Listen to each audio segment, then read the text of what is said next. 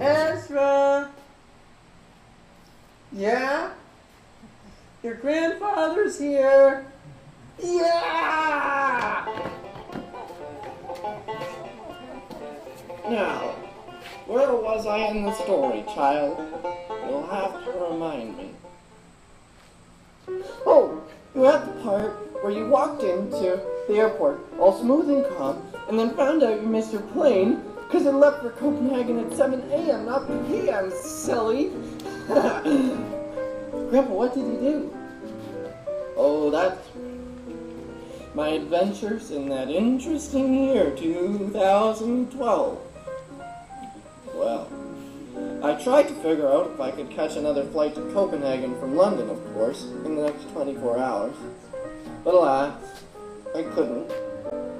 So I went back to George and Anna's house and slept on couch cushions on their kitchen floor that night. Their house was so full because of their wedding. As I recall, a friend paid for my ticket home to Toronto the next day. That time I made it home without any trouble. But that was just the start of my adventures that year. Wait till you hear about emerging leader labs.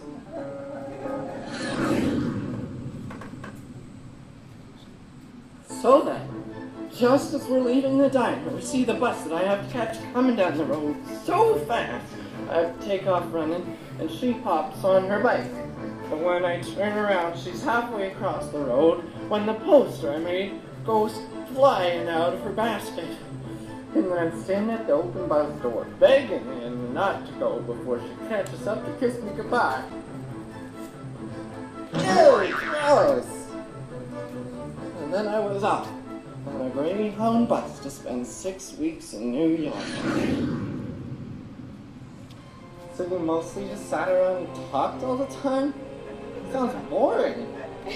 I want to hear more about your battle with the terrifying educational institution monster. Stay back, monster!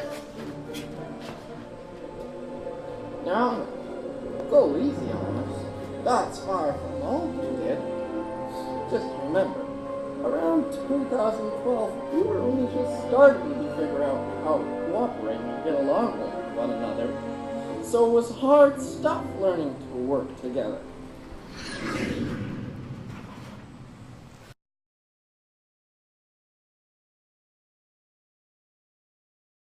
I wanted to start my presentation here because one of the things that I want to do with this is to show you where my gratitude comes from.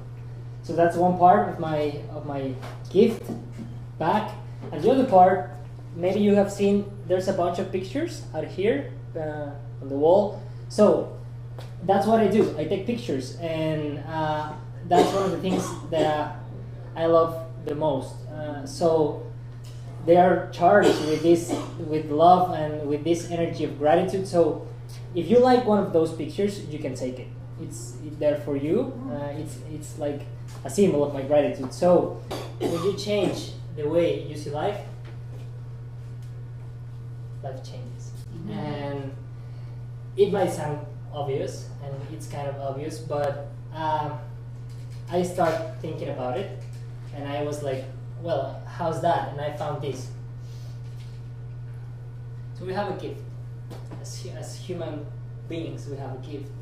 And we can give meaning, we can give meaning to what's around us, you know?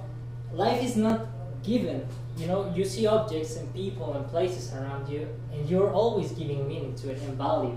You know, this building was maybe a lost case. It was abandoned for a while, and a lot of people saw it that way.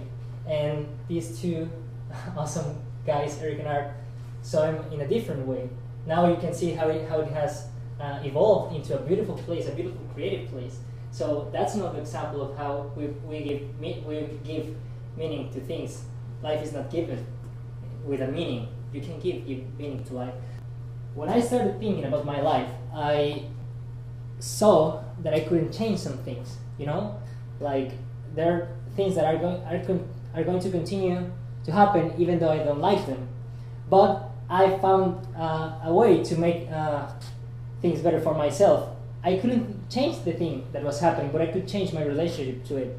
So I couldn't stop, I couldn't prevent or avoid rain from falling, but I could change my relationship to it. I could sing in rain, you know, and I started enjoying rain. And things like war, for example, I cannot change war. I cannot stop war from happening, but I can stop fighting in my life. You know, I can stop being aggressive and violent in my own life. You know, I can stop. I'm a vegetarian, and I can stop people killing animals, but I can stop eating meat. You know, so I changed my relationship to things that I couldn't control.